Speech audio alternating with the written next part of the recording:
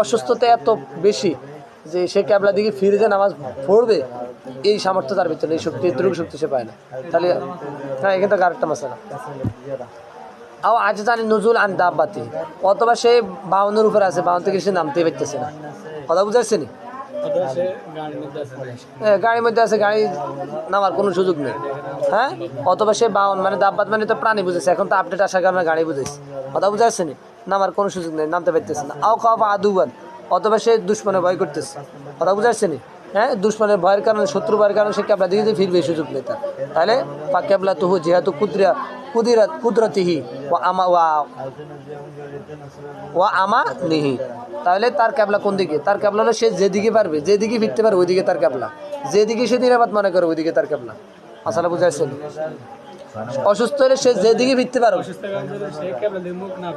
যেদিকে ফিরতে পারবে ওইদিকে এখন তার ক্যাবলা হয়ে যাবে। যেদিকে, তাহলে গাড়ি যেদিকে ফিরে সেদিকে তার ক্যাবলা। অথবা শত্রুর থেকে নিরাপদ, শত্রু ভয়, তাহলে এখন সে শত্রুর থেকে যেদিকে নিরাপদ মনে করে এদিকে শত্রু নেই, তাহলে ওইদিকে তার ক্যাবলা, ওইদিকে সে নামাজ পড়ে নেবে। ক্লিয়ার?